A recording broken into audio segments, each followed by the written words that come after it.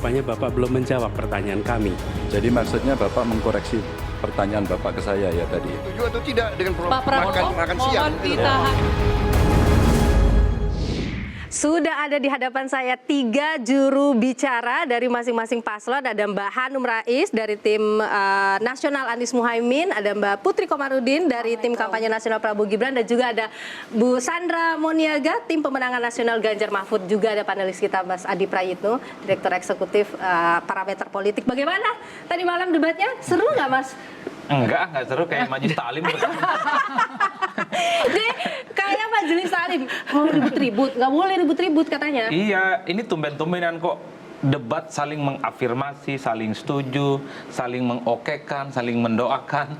Ya, ini menurut saya nggak lumrah dalam debat. Debat itu memang perkelahian tentang ide. Misalnya Anies ramah banget sama Prabowo itu, menurut saya sesuatu yang agak aneh gitu ya. Oke, coba kita tanya dulu nih, bagaimana sih, kenapa tadi malam kayak lebih apa ya? Tadi dibilang adem, kalem gitu debatnya. Mas Anies tidak seperti biasanya yang dalam debat-debat sebelumnya nyerang terus ke Prabowo, ini lebih kalem. Kenapa?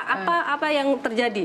Ya, kalau tadi dibilang majelis taklim, berarti Pak Anies di antara 3 paslon ini dia yang khotbah gitu ya. Lainnya mendengarkan, mengaminkan gitu. Karena kalau dihitung-hitung beberapa kali sesungguhnya memang banyak sekali kesepahaman dan selalu Pak Ganjar maupun terutama Pak Prabowo ya dalam hal ini itu selalu mengumpulkan kesetujuannya, kesepahamannya gitu. Dan memang sebetulnya kalau dibilang dari dulu sampai sekarang tuh Pak Anies tuh nggak ada kemudian harus menyetel, oh ini debat harus menyerang atau ini debat harus loyo, itu nggak ada. Oke. Ini hanya mengkondisikan sesuai dengan tema debatnya aja. Gitu. Jadi debat tadi malam temanya tidak ada yang bisa diserangkan kepada Prabowo gitu kira-kira. Ya mungkin kira-kira seperti itu. Pak Prabowo tadi malam banyak tidak diserang seperti debat-debat sebelumnya, menyenangkan tidak? Ya, kalau Pak Prabowo kan emang sifatnya selalu bertahan ya. Kita lihat dari debat pertama sampai debat terakhir Oke, ini kemarin. diakui memang selalu bertahan nih. Beliau tuh memang bukan seseorang yang suka menyerang gitu. Jadi dalam hal semalam juga kan beliau sifatnya meminta masukan. Dan itu sebenarnya semangat rekonsiliasi yang selalu beliau gaungkan gitu. Karena setelah Pilpres ini kan tentu nanti akan ada kabinet yang harus disusun. Terus ada DPR juga yang harus dikonsolidasikan. Supaya program kerja setiap paslon nanti siapapun yang menang, kita berharap tentu Pak Prabowo dan Mas Gibran yang menang itu bisa langsung berjalan gitu, tanpa proses politik yang membutuhkan waktu terlalu panjang. Jadi semalam beliau meminta masukan soal programnya makan siang dan susu gratis, terus juga perbandingan soal program beliau ke Pak Ganjar dan juga Pak Anies, itu sebenarnya hal yang sangat baik karena kan kami di tim kampanye nanti tinggal merekap apa yang menjadi masukan, terus nanti bisa jadi penyempurnaan dari program yang sekarang kita usung. Bu Sandra, gimana Bu Sandra? Kalau Pak Ganjar sih sebenarnya ya Mas Adi, Pak Ganjar tuh banyak nyerang-nyerangnya sebenarnya, tapi nyerangnya rada-rada kalem gitu ya caranya. Gimana tuh Pak Bu Sandra? Saya sependapat dengan kawan-kawan bahwa tadi malam itu situasinya damai. Meskipun bagi sebagian penonton sepertinya datar gitu ya. Karena kita disuguhkan dengan atraksi yang lebih lebih kompleks sebelumnya. Saya ingin melihatnya lebih pada aspek substansi. Jadi kalau dilihat, memang pada isu yang dibahas tadi malam itu tidak ada perbedaan yang sangat mendasar. Isunya tuh misalnya isu kesejahteraan sosial, isu pendidikan, kebudayaan, inklusi, semua melihat pada persoalan yang hampir sama, tapi memang solusi yang berbeda-beda. Tentunya tidak terlepas juga dari pengalaman. Pak Ganjar ketika beliau menyampaikan beberapa hal itu kan berbasis pada pengalaman empirik. Dan yang juga kalau kita tangkap secara lebih jeli, solusi yang ditawarkan oleh Pak Ganjar itu komprehensif. Ketika bicara beberapa hal ya dari isu pikiran, fisik dan juga perut misalnya. Oke. Jangan-jangan memang semuanya lagi mempersiapkan diri, lagi diminta jadi kesepakatan, nggak boleh blunder-blunder ya, semuanya tenang-tenang aja. Ada kayak gitu nggak sih? Enggak ada. Yakin ya? Gimana? Kalau Mas Adi gimana? Kalau saya termasuk orang yang agak salah memprediksi debat semalam. Saya sebenarnya sehari 2 hari itu memprovokasi bahwa debat semalam itu ini akan menjadi ajang balas dendam sebenarnya. Oke, karena udah pamungkas ya. Iya, misalnya ada capres dan cawapres itu dalam debat 1 sampai ke 4 itu merasa ada sesuatu yang belum terekspos dengan baik ya, karena dengan gimmick atau jebakan-jebakan pertanyaan yang nggak tuntas, itu akan diluangkan semalam ya, akan dituntaskan semalam. Tapi nyatanya semua paslon semalam kelihatan menjaga diri. Anies sangat kelihatan. Di awal dia gaspol bahwa masalah utama bangsa kita itu soal disparitas antara kaya dan miskin, desa dan kota. Tapi setelah itu Anies ya, yang awalnya gigi 5, perlahan dia sampai akhir itu cuma gigi 1, lempeng aja. Makanya saya bilang kok Anies dinahan banget.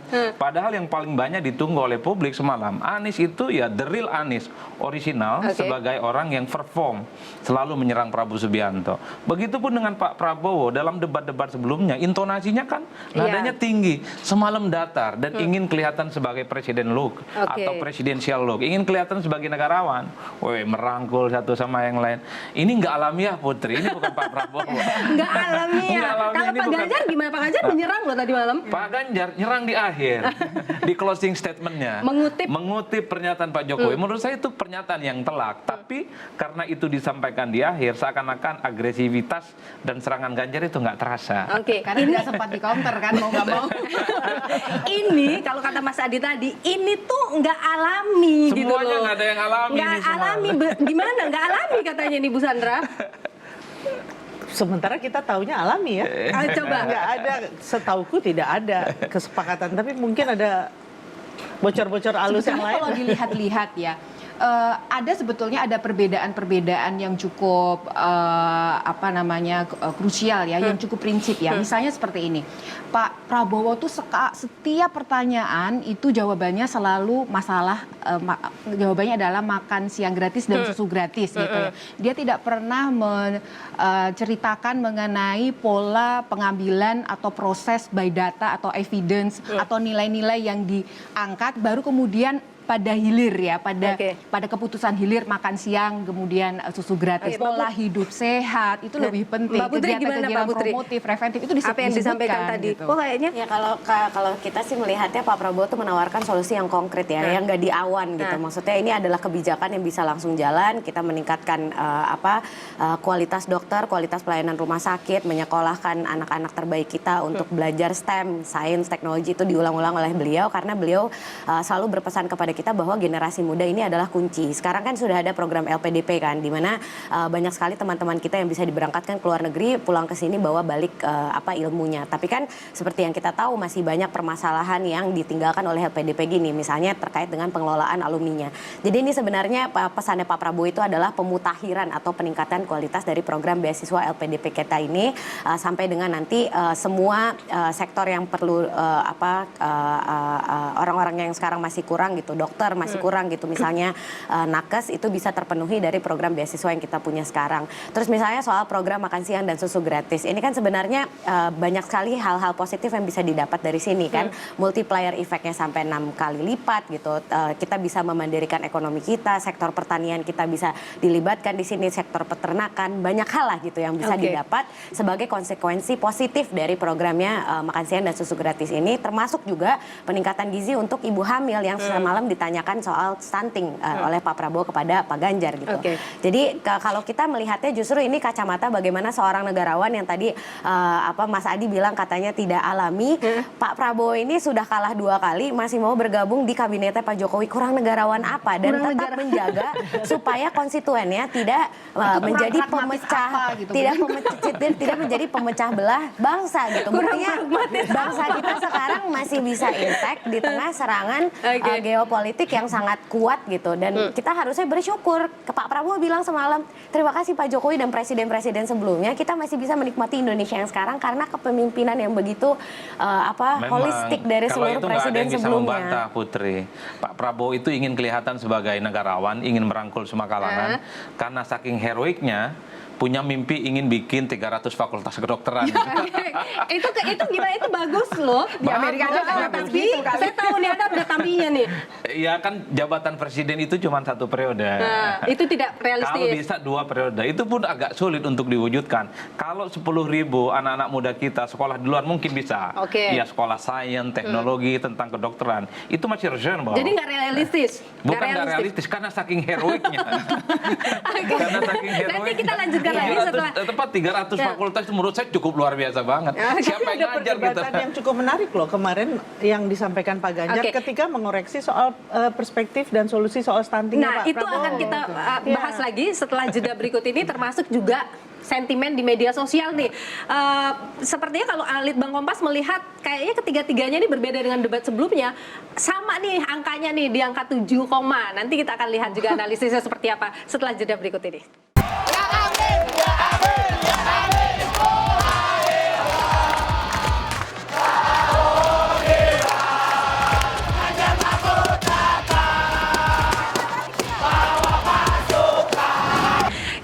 Kembali perbincangan ini, sebelum kita masuk lagi dialognya soal analisis media sosial, saya mau ngasih lihat dulu ini tadi perdebatan-perdebatan yang muncul di debat ya soal stunting. Pak Ganjar mengkritisi nih program pemberian makan siang gratis untuk mencegah stunting. Kita lihat sama-sama ya. Jadi maksudnya Bapak mengkoreksi pertanyaan Bapak ke saya ya tadi ya? Tidak, Pak. Oh tidak? Oke. Bapak setuju atau tidak dengan Pak Prabowo, makan siang? mohon ditahan. Saya izinkan kok nggak Berbicara apa-apa, di waktunya biar kita saja berdebat. Karena beliau tidak mengoreksi, saya ingatkan aja pertanyaannya. Bapak mau kasih makan untuk mencegah stunting buat anak-anak. Terlambat Pak itu. Oke. Terlambat itu kalau mau cegah stunting dari ibu hamil kayak gitu. Jadi sebenarnya 02 ini mau cegah stunting atau mau perbaikan gizi buruk? Oh, kita keduanya malah. Jadi pencegah stunting karena kan memang program peningkatan gizi itu ada khusus untuk ibu hamil ya. Jadi kita tahu 1000 hari pertama itu adalah masa periode yang paling penting untuk mencegah stunting. Jadi untuk ibu hamil nanti akan kita kasih peningkatan gizi juga plus nanti sampai dengan anaknya usia 2 tahun supaya stuntingnya bisa kita mitigasi dari awal. Dan juga peningkatan gizi dalam hal ini pemberian makan siang dan susu gratis itu untuk mencegah gizi buruk sampai dengan anak-anak usia SMA. Dan ini kan targetnya juga bukan hanya sekolah yang basisnya negeri gitu, misalnya swasta dan juga pesantren atau sekolah berbasis agama lainnya. Jadi ya ini sebenarnya suatu solusi yang sangat komprehensif untuk stunting dan juga peningkatan. Karena selama ini kan yang banyak digaungkan adalah pemberian makan siang gratis di sekolah untuk anak-anak. Nah, kalau Mbak Niluh lihat di program kita, di dokumen visi misi kita itu semuanya dikategorikan dengan jelas dari mulai ibu hamil sampai dengan anak-anak usia SMA. Jadi ini solusi yang tadi saya bilang komprehensif untuk pengentasan stunting kita sampai untuk peningkatan gizi yang buruk tadi. Oke. Saya mau juga mengomentari 03 Pak Ganjar yang kok nanyanya nggak frontal aja gitu langsung ke 02 soal bansos. Kita lihat dulu ya, pertanyaannya justru dilempar ke 01. Pak Anies, lagi rame kita mau tanya soal bansos. Karena menurut saya bansos ini adalah kewajiban negara dan rakyat berhak mendapatkannya. Tapi kita punya problem. Karena banyak klaim yang diberikan seolah-olah ini bantuan orang per orang atau kelompok. Kok Pak Ganjar nggak nanya aja langsung ke Pak Prabowo soal bansos itu? Kan ngerti, kita semua ngerti maksudnya. Pertama itu kan memang diatur juga oleh moderator bertanyanya ke siapa kan? Iya, tapi Pak Ganjar kan punya kesempatan bertanya ke Pak Prabowo juga. Tapi topik kan juga ditentukan. Yang ketiga, ya pertanyaan kan bisa main biliar kan? Oh, jadi ini main biliar. Mungkin ya, mungkin. Ini main karambol. Saya belum tanya. Tetapi poin saya ini kan pertama diatur memang oleh moderator. Ya, yang kedua topik juga ditentukan. Jadi tidak selalu bisa. Tapi ini isu penting yang memang harus diangkat. Oke, gitu Mas ya. Andi gimana tuh melihat strateginya Pak Ganjar main biliar? Saya kira dua hal. Pertama, ini Pak Ganjar sedang berselancar dalam satu isu yang lagi happening dan viral ya tentang bansos. Yang kedua, saya kira ada satu istilah dalam pepatah Jawa itu yang disebut dengan nabok nyilih tangan. Nah. Jadi mencubit tidak harus dilakukan secara langsung tapi pakai orang lain. Ingin mengkritik bansos tapi tidak harus melalui Ganjar tapi melalui Anies Baswedan. Dan itu yang dilakukan oleh Itu menguntungkan nggak sih sebenarnya buat Pak Ganjar? Kena nggak sih gitu? Sebenarnya kalau mau jujur, bolanya debat semalam, kenapa saya sebut ini mirip Majelis Taklim atau persisnya kerja kelompok lah kira-kira begitu? Karena sama-sama menghindari ada resistensi dan sentimen negatif di media dan media sosial, terutama menghindari kritik langsung kepada Pak Jokowi. Bansos itu kenapa program harus Jokowi. tidak mengkritik langsung Pak Jokowi? Kenapa? Karena begini, approval rating Pak Jokowi itu kan tinggi Oh, ya. jadi 75-80%. jaga suara. Semakin agresif menyerang Pak Jokowi, intensinya itu negatif. Oke. Makanya menyerang secara agresif, secara frontal itu minimal dikurangi. Oke. Itulah yang saya sebutkan semalam 1 dan 3 yang biasanya langsung gaspol di gigi 6 agak slow down. Jadi semalam tadi gitu, malam Pak. debatnya untuk jaga suara ya? Kampanye itu salah satunya adalah debat kandidat. Tujuan dari debat kandidat adalah untuk mendapatkan faedah elektoral. Ini bagian dari cocok tanam untuk mendapatkan insentif Oke. politik itu. Jadi gitu ya, Bu Makanya Sandra, ya? Betul. Kalau mau jujur sebenarnya kita Benar berharap. begitu Bu Sandra. Jadi memang tadi malam lagi jaga suara, jangan nyerang-nyerang Pak Jokowi terlalu frontal. Isunya memang apakah jaga suara atau tidak, tapi kan kalau bagi kami Pak Ganjar bicara jujur. Oke. Dia bicara apa yang memang dia ketahui, tapi yang paling penting apa yang dia telah lakukan selama ini. Oke. Dan di situ saya rasa memang isunya bukan serang menyerang, tetapi adalah menyampaikan apa yang telah dilakukan selama ini yang memang satu kelebihan dari Pak Ganjar. Oke. Sekarang saya mau kasih lihat juga Pak Anies Baswedan yang sebelumnya serangannya tuh baru mulai langsung tancap gas, tadi malam nih slow sekali, banyak sependapat dengan Pak Prabowo. Kita lihat sama-sama. Untuk meningkatkan kompetensi kami setuju Pak. Karena kompetensi yang meningkat bagaimanapun juga akan bermanfaat. Apa yang disampaikan Pak Prabowo tadi baik, izinkan kami meneruskan Pak Prabowo. Data ini diperlukan komprehensif. Kita harus tahu berapa. Ya. Pak Anies sangat manis tadi malam loh. Memang sangat manis. Kenapa? Jaga suara juga. Enggak, jadi kita lihat konteksnya ya. Kan nggak harus selalu sesuatu yang memang itu bagus, baik dan sesuai juga dengan visi misi beliau gitu. Tidak harus selalu kemudian dikontrakan gitu. Dan kalau melihat dari pembicaraan ini sesungguhnya loh lebih banyak setujunya Pak Prabowo ke Pak Anies loh daripada Pak Anies. Dan kalau Pak Anies itu tidak mengatakan langsung saya setuju begitu, tapi dengan bahasa yang tidak seolah-olah itu Tapi cuma tetap ngekor juga gitu setuju. ya. Gimana, Enggak, Pak? sebentar, saya mau katakan ya. Saya tuh malah bertanya-tanya, ini Pak Prabowo setuju terus. Memang karena beliau negarawan menunjukkan kebesaran hatinya bahwa tidak selalu harus berseberangan, atau memang nggak punya amunisi produk gagasan Nggak gitu. punya amunisi produk gagasan gimana Karena tuh? semuanya Coba. disetujui. Bahkan Menteri Kebudayaan, oh iya saya setuju sekali Kementerian Kebudayaan. Kalau Pak Prabowo kan sekarang maunya keberlanjutan dengan percepatan dan penyempurnaan. Jadi apapun yang sekarang kurang baik tentu akan disempurnakan lagi oleh beliau di masa kepemimpinannya beliau. Nggak punya Jadi, gagasan katanya mungkin kalau saja. soal gagasan justru yang tadi saya sampaikan, kita yang paling konkret gitu. Kalau ditanya misalnya 01, 03, nanti pengentasan stuntingnya misalnya atau pencegahan gizi buruknya seperti apa? Ujung-ujungnya kayak 01 waktu itu sempat bilang akan ada program makan siang gratis seperti yang sudah dilaksanakan di Jakarta. Jadi kan sebenarnya ini kita punya hal-hal yang similar, yang mirip gitu programnya gitu. Apakah artinya penyampaian Pak Anies itu tidak menunjukkan adanya perubahan? Iya. Sehingga bisa dianggap perbaikan aja oleh Pak Kan kalau misalnya Prabowo. kayak Kementerian Kebudayaan kan sebenarnya kan sekarang sudah jadi satu kan nomenklaturnya dengan Kementerian Pendidikan dan Ristek Dikti gitu. Jadi kalau Kementerian Kebudayaan nanti dipisahkan sendiri, kita bisa fokus pada yang Pak Prabowo sampaikan semalam, pengelolaan dana kebudayaan yang sebenarnya sekarang udah ada namanya Dana Indonesiana. Dananya juga sangat besar 5 triliun yang sekarang disalurkan untuk pelestarian kebudayaan kita. Itu kan berarti nanti bisa difokuskan pengelolaannya di Kementerian Kebudayaan ini. Makanya beliau setuju karena memang sejalan segaris dengan visi misi kita. Kenapa ketawa-ketawa? Iya. Nggak cuma Memang itu loh 1 yang dan saya 3 itu akur ya. Pak Anies ini lagi jaga suara juga. Kan begini, saya membaca Anies itu memang kan mendapatkan respon positif karena agresif. Tapi debat yang kedua itu overdosis, kritiknya terlampau berlebihan. Oh, jadi dia menetralisir di Jadi debat dosisnya kelima. dikurangin. Overdosis, pasang buat Pak Ganjar. Iya, debat yang kedua Pak Anies itu harus diakui itu overdosis, itu terlampau agresif. Kita ini kan voter, kita itu agak berbeda hati dan pikirannya. Satu sisi ingin tampil seperti debat-debat di Amerika, saling menjatuhkan satu sama yang lain. Kalau bisa di situ dirubuhkan itu dengan Tapi Mas argumen. Adi, Tapi kan nggak suka dengan terlampau mengurangi agresif. dosisnya, dikuranginya kebanyakan atau enggak sih nih Pak Anies? Justru terlampau slow down semalam itu. Ya minimal tidak langsung gigi 1 lah. Gigi 2, gigi 3 masih oke. Karena Anies sudah Ini memulai dengan netral tadi sesuatu. malam ya. Betul, Pengamat Anies itu kecewa, pengamat kecewa. Aku baru mau bilang ternyata yang paling kecewa Mas Adi. Karena prediksi dia salah. Kita akan kembali setelah jeda berikut ini masih dengan 3 juru bicara dan juga Adi Prayitno dari Direktur Eksekutif Parameter Politik. Saudara, debat pamungkas telah terselenggara. Lantas bagaimana optimisme dari para pendukung paslon? Langsung saja kita tanyakan saudara.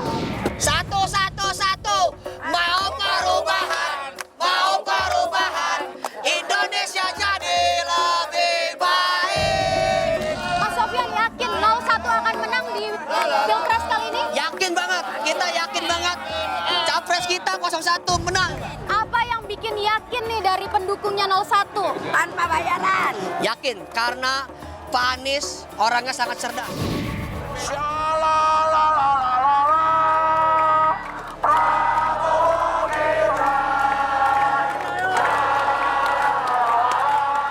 Optimis, kita sekali putaran Prabowo akan babat habis. Yakin menang? Kesra hari ini, yakin menang. Mantap. Apa yang paling disuka dari Pak Prabowo dan Mas Gibran? Pak Prabowo udah ikhlas untuk Indonesia.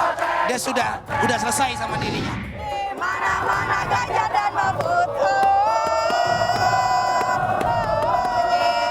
Yakin Kak pasti menang? Pasti menang total. Oke, apa Kak yang bikin Kakak mendukung 03? Karena Pak Ganjar udah terjelas ya track recordnya, udah program-programnya paling komplit dan pastinya merakyat. Oke, sekarang saya mau mengajak semuanya untuk melihat bagaimana sentimen di media sosial soal debat tadi malam. Kita lihat sama-sama dulu. Ini di Twitter tadi malam yang trending.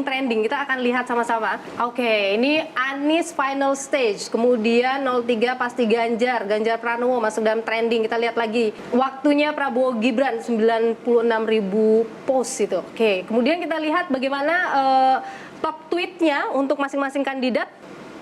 Nah ini lucu-lucu loh tweetnya tadi malam ini. Kita lihat top tweet selanjutnya, kita lihat ini sama-sama. Nih kayaknya Pak Prabowo banyak nih yang dipertanyakan nih. Terus kemudian kita lihat untuk top tweet untuk Ganjar Pranowo. Ini dia untuk Pak Ganjar ya. Kayaknya Pak Ganjar banyak dapat support nih. Kita lihat juga sentimen di media sosial. Sentimennya nah.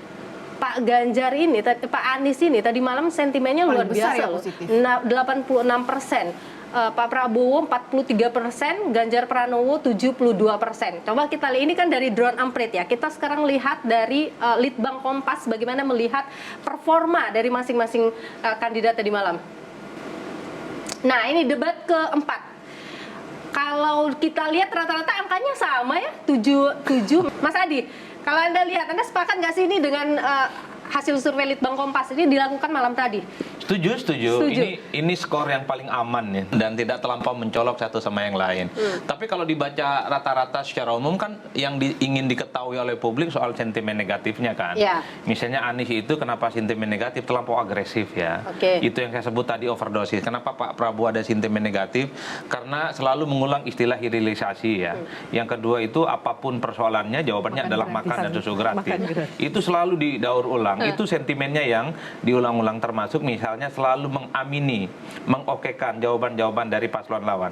Terlihat sebagai negarawan, tapi untuk kebutuhan show itu tidak terlampau bagus. Ya, Pak Ganjar kira-kira begitu, kelihatan agresif dan strongnya. Nyerang juga seperti Pak Anies, itu termasuk sentimen yang negatif. Makanya tadi saya bilang, di kita itu debatnya nggak seperti di Amerika. Menjatuhkan lawan di panggung itu keharusan, tapi di Indonesia menjatuhkan lawan di panggung itu sentimen yang negatif.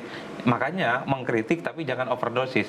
Mengkritiknya cukuplah di gigi 3 dan 4, tapi jangan langsung di gigi 6. Oke, coba kita tanya ke masing-masing, ke Mbak Hanum dulu. Mbak Hanum, bagaimana melihat sentimen dari media sosial tadi?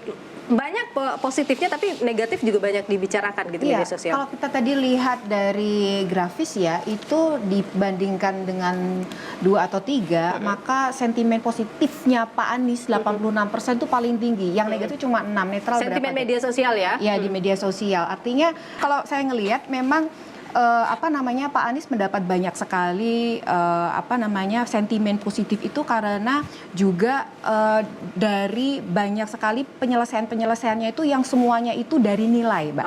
Bukan masalah di hilirnya, tapi di hulunya. Mbak Putri, bagaimana ini melihat nilai ataupun sentimen yang muncul dari Pak Prabowo? Yang pertama mungkin harus diklarifikasi dulu ya, drone emprit itu kan cuma Twitter aja gitu yang dianalisa gitu. Sementara Facebook, Instagram, TikTok itu kan tidak ada analisanya. Jadi kalau kita lihat di situ sentimen negatifnya Pak Prabowo paling banyak, ya mungkin karena pendukung di Twitter ini ya pendukung paslon tertentu gitu, bukan lebih banyak pendukungnya Pak Prabowo. Terus kalau Litbang Kompas ya kita kan pasti yang tadi nilainya dirata-ratakan sebenarnya sama. Itu kan sebenarnya buat kita juga adalah salah satu bahan untuk masukan juga. Kayak berarti program yang kita sampaikan mungkin semalam sudah beresonansi dengan keperluan masyarakat dan memang harus perlu disempurnakan lagi dari segi anggarannya, bagaimana nanti legislasinya supaya tidak dikorupsi. Kata Pak Prabowo semalam, dana yang sampai ke bawah itu sering disunat gitu misalnya, harus perlu diaudit supaya kita tahu sumber kebocorannya itu di mana, sehingga kalau dianggarkan segitu buat program-programnya nyampe ke masyarakat juga segitu. Jadi tidak banyak kebocoran di mana-mana gitu. Kalau dari Bu Sandra, bagaimana Bu Sandra? Meskipun tadi malam banyak menyerang-menyerang, tapi masih dikala oleh Anies nih. Ya, pertama saya ingin memberikan apresiasi kepada semua pihak yang telah melakukan survei ini, karena dengan itu kita juga punya indikator yang lebih terukur ya. Tapi seperti yang disampaikan Mbak Putri tadi, kita perlu melihatnya secara menyeluruh media sosial yang ada. Tapi yang lebih penting kan memang mayoritas penduduk kita tidak ikut dalam survei dan suara mereka bagaimana. Kami lebih melihat bahwa survei penting dan ini tentu akan jadi masukan, tapi juga suara rakyat secara langsung, karena itu adalah suara yang memang sering tidak terwakili. Tadi malam itu soal perempuan dibahas ya Oleh Pak Anies. Ya, oleh Pak Anies. Pak Ganjar juga sempat menyebut di awal pada saat Pak Ganjar nggak usah selalu bicara karena dia melakukannya. Sudah berpuluh tahun. Saya mau ke Mas Adi. Kira-kira tadi malam ketika bicara soal isu perempuan, perlindungan pada perempuan, sudah substantif nggak sih pembahasannya? Udah ngasih solusi nggak sih ketiganya? Ya, kalau bicara tentang solusi tentu tidak komprehensif ya. Kalau apalagi yang ngomong laki-laki. Yang ditanya laki-laki. Coba aku tanya dulu biar laki-laki nih. Dari segi waktu memang nggak komprehensif. Jadi menjawab 2 menit pertanyaan tentang persoalan-persoalan perempuan itu saya kira. Tapi ada gambaran keberpihakan dari mereka? Ya, ada keberpihakan. Minimal saya membaca visi-visi mereka. Kalau di visi-misinya komprehensif, semalam itu dimulai dari perdebatan oleh Anies sebenarnya. Makanya Anies memasukkan dalam satu perdebatan bahwa persoalan perempuan itu jangan disepelekan. Ini sama dengan persoalan-persoalan lain tentang kemiskinan, tentang keterbelakangan, kemudian inequality terhadap mereka kan yang cukup kompleks. Saya semalam itu berharap ya dari sekian begitu banyak isu semalam, misalnya Anies, Prabowo dan Ganjar ngomong, kalau saya jadi presiden tahun pertama kemiskinan berkurang 7 juta orang. Kalau tidak berkurang saya siap mundur. Oh, mantap itu, Pak. Kenapa nggak keluar itu? Nah, itu yang sebenarnya kita tunggu. Berarti Mas Adi yang mesti jadi capres kan? Karena dia udah tahu nih standarnya seorang capres itu harus mengawali statementnya seperti apa. Emang kalau melihat dari jauh itu kelihatan mudah. Karena tidak ada timelinenya misalnya. Ingin mengirimkan 10.000 anak-anak muda terbaik kita sekolah di luar. Soal sains, tentang teknologi, tentang kesehatan. Tapi kapan? Tahun pertama, tahun kedua, tahun ketiga?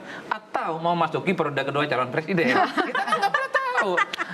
Gitu. Itu harus dieksplanasi.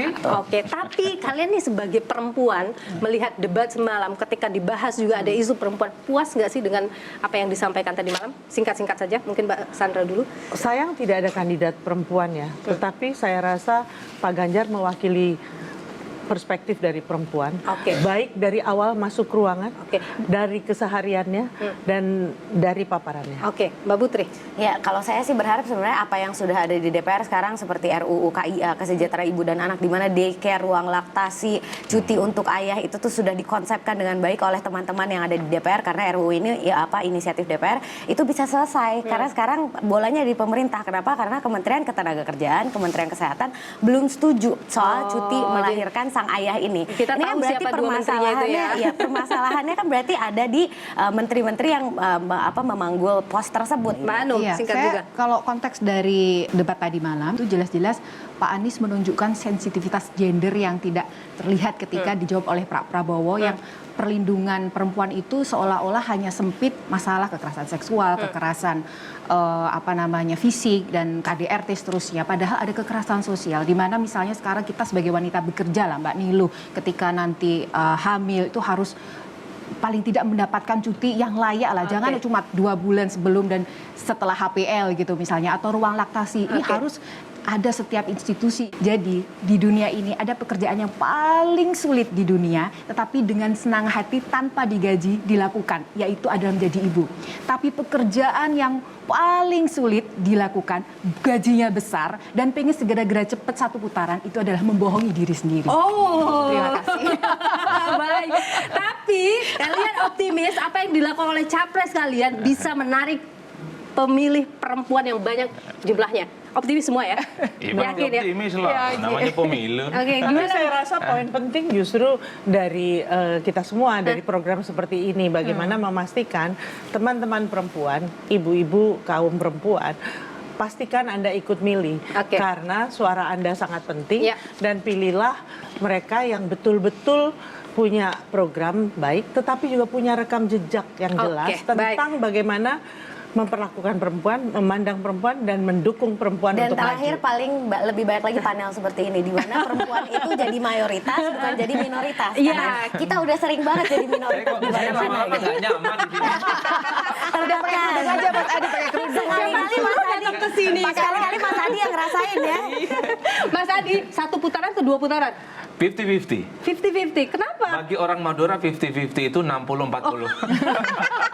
Oke, terima kasih Bu Sandra, Mbak Putri, dan juga Mbak Hanum. Terima kasih banyak, Mas Adi juga terima kasih. Tentu kita akan menghitung hari menuju hari pencoblosan. Siapapun yang terpilih nanti, itulah pemimpin bangsa pilihan rakyat Indonesia. Jangan Tanpa sampai kecurangan ya. Tanpa kecurangan, itu yang paling penting. Jangan sampai ada pembelahan di tengah masyarakat lagi. Terima kasih. Hadiri TPS, awasi penghitungan. Itu yang paling 14 Februari. 14 Februari. Coblos nomor 1.